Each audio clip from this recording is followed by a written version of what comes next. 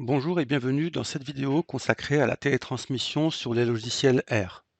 Nous allons voir ensemble les étapes nécessaires pour télétransmettre vos factures. Cette vidéo sera assez courte car la plupart des actions ont déjà été réalisées en amont, comme la saisie de prescription et la facturation.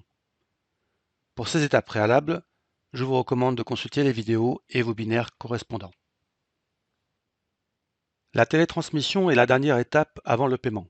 Contrairement à ce que l'on pourrait penser, la facturation et la télétransmission sont deux actions distinctes. La facturation consiste à créer les factures, tandis que la télétransmission consiste à les envoyer pour être payé. Pour commencer, allez dans le menu Facturation, à gauche de votre écran, puis Télétransmission des factures. Vous y trouverez vos factures prêtes à être transmises. Sur cet écran, vous verrez plusieurs colonnes. Le numéro de facture, le destinataire de la télétransmission, c'est-à-dire la caisse ou la complémentaire, le patient concerné et le mode de facturation.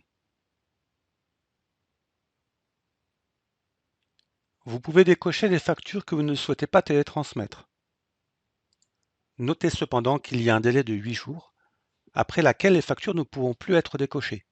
Si les factures sont bloquées, vous devrez les annuler en cliquant sur le crayon à côté de la facture si vous ne souhaitez pas les télétransmettre.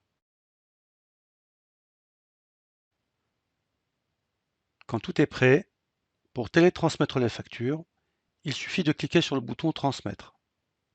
Ce bouton va créer des lots de factures et les envoyer immédiatement. Si vous souhaitez créer des lots sans les envoyer, cliquez sur la flèche juste à droite de Transmettre, puis choisissez Mettre en lot. Le logiciel va mettre en lot vos factures sans les transmettre.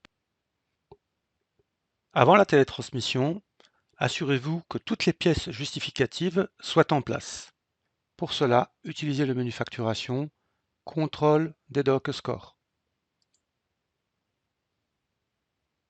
Ainsi, vous pourrez vérifier les pièces manquantes. Les factures complètes n'apparaîtront pas dans ce menu. Seules celles avec des pièces manquantes seront listées. Si une ordonnance ou une feuille de soin manque, cliquez sur l'icône correspondante pour l'ajouter.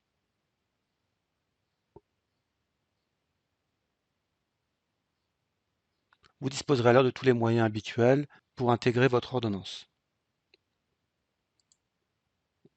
Pour générer les feuilles de soins manquantes du mode dégradé, utilisez le bouton Générer toutes les docs qui se trouve en haut à gauche du menu. Lorsque toutes les pièces justificatives sont présentes, retournez dans le menu Facturation, Télétransmission des factures, afin de lancer la télétransmission. Cliquez sur Transmettre, entrez le code de votre carte professionnelle et vos factures seront télétransmises. Autre situation, si vous télétransmettez pour un autre professionnel de santé du cabinet, vous aurez besoin de sa CPS. Le logiciel peut vous demander le code de la CPS plusieurs fois pour sécuriser les lots. Cela se produit notamment en cas de désynchronisation ou facture partiellement sécurisée, ou une autre personne a sécurisé la facture en partie.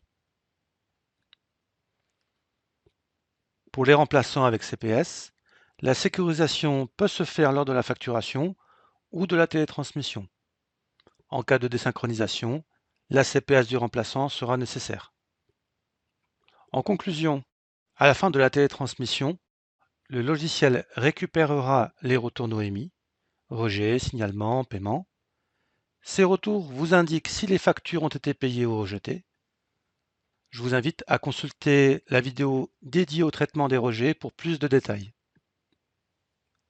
Merci d'avoir suivi cette vidéo. N'hésitez pas à regarder nos autres tutoriels pour plus d'informations et bonne télétransmission sur les logiciels R.